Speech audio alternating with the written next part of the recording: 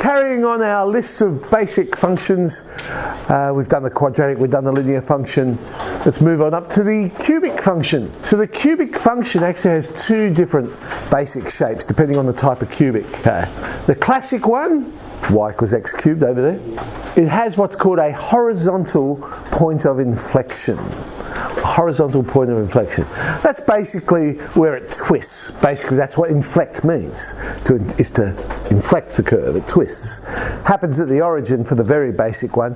It's called a horizontal one because if you were to draw in a tangent to the curve, it would be horizontal. So it's known as a horizontal point of inflection. Any cubic that can be factorized perfectly into a perfect cube, so x minus a all cubed, might be times some constant, will have that shape. The other ones look something like this. There you go. A curve with two turning points. So that's the other shape a cubic could have. But just like our linear and quadratics, we can transform these into any cubic we like using translation, rotation, reflection, any of those. How do you recognize it? Well, now the highest power is 3. There you go. So that would be a cubic.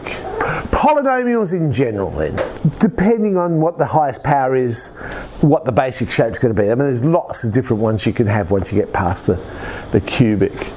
But here's a tip here. If they can be factorized perfectly, polynomials that can be factorized down to a perfect to the power of n, depends what n is. Again, might have some constant out the front, will take on a common basic shape. Any even power will have that classic U shape. Now, only squared is what we call a parabola. The others aren't parabolas, but they still have that U shape. So x to the 4, x to the 6, x to the 8, and so on. Any odd one will have that inflecting shape. And what happens is, as the power gets bigger, the curve gets flatter at the base. Now, I might have exaggerated mine a bit there with that cubic. It's very flat at the base, and steeper at the sides. So that's what happens to the curve. How do you recognize it? Well, polynomials, we end up with something like this: ax to the power of n, bx to the power of n minus 1, and so on. We know all those powers have to be whole numbers.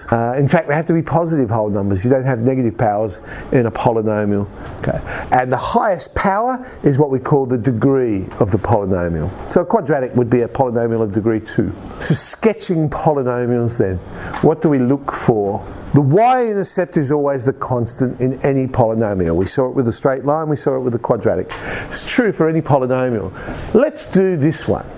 Now, I don't have to expand the whole thing out, because I know that when I expand it out, all the constants multiplied together will end up being the constant value.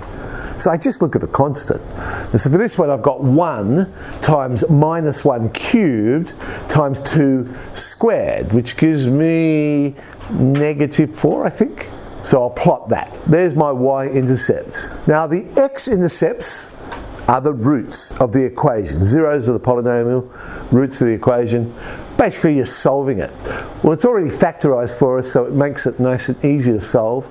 We'll have a solution at negative 1, another one at positive 1, and another one at negative 2. So there's our 3 x-intercepts. Now, out at infinity, out at plus or minus infinity, a polynomial will always act like the leading term. And that's all to do with the powers. See, if you're substituting, now, you can't actually substitute infinity in. But if you could, then it's such a large number you're dealing with. You really only have to worry about the highest power. I mean, all the others won't be anywhere near as big as those numbers get bigger. So you just look at the highest one. So in our one, we've got x times x cubed times x squared. So that's x to the power of 6. So this curve is going to act like x to the power of 6 out at the extremities.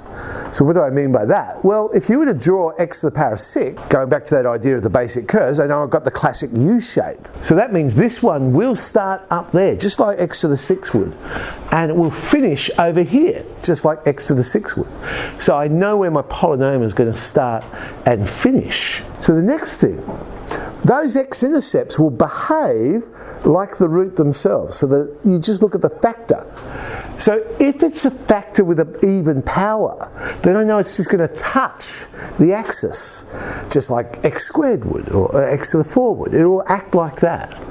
So on our one, x plus 2 is squared.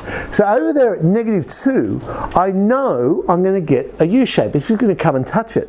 But if I add to that the information that starts up here, I know it must do that. So it's going to come down and turn at -2. Okay.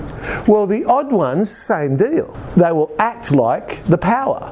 So they will look like that inflecting shape.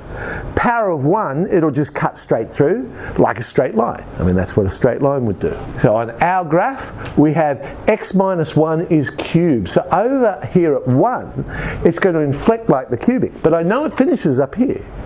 Therefore, it must come through like that. As I say, over at -1, it's just going to cut through like a straight line. So in order to go through all those points and do these things, it must do something like that. Now, I don't know exactly where those turning points are. But once we get involved in calculus and what have you, we can locate those precisely. But at this stage, we're just drawing rough sketches. So I'm just guessing where they will turn circles then. The basic circle, x squared plus y squared, is the radius squared. This is the one where we must make sure the scale on the axes are the same, otherwise our circle won't look like a circle, it'll look like an ellipse. They are not functions. They don't satisfy that vertical line test. They're a combination of two semicircular functions. How do you recognise whether you've got a circle? There it is, x squared plus y squared is the radius squared. So what I'm looking for is the highest power of those two polynomials are both 2. But on top of that, their coefficient must be the same. Okay? So it must be the same, because if you have different coefficients, let's say you had x squared plus 2y squared, you're not going to get a circle. You'll get an ellipse. And if you had x squared minus y squared, coefficients are not the same, you don't get a circle. Does anyone know what you get with that? X squared minus y squared? It's not a shape we talk about that much in the junior maths. You actually get a hyperbola. Right? So it's like that, but it's sort of rotated, so the axis is the x-axis rather than at 45 degrees. But that would be x squared minus y squared. Well, functions that do involve the square roots, so we just mentioned the semicircle, that's probably the most famous of them all. But they're often created when the dependent variable is made the subject of the function. So here is y equals the square root of r squared minus x squared. So I've got my equation of a circle and I'm making y the subject, and I end up with this, y equals the square root of r squared minus x squared. Well, the reality is I would have got y equals plus or minus, and so that's when it breaks it into the two functions. So the plus square root is the top half of the circle. Y squared equals x is a parabola on its side, so y equals the square root of x is the top half of the parabola. So how do you recognise if you're unsure? So you see y equals the square root of something and you don't know, then square both sides and maybe the basic shape will be revealed. So if I was unsure that was a semicircle, I got y equals the square root of r squared minus x squared. Well, I'll square both sides and I can rearrange it, and yeah, I get the equation of a circle. So this must have been the semicircle I started with. Similar with y equals square root of x. If I didn't recognise it, square both sides, y squared equals x. That's a quadratic. Must have been a parabola. The side in this case, we're talking about the top half. So positive square root, you're talking about the top half. Negative square root, it's the bottom half of the shape. Okay, so 3G.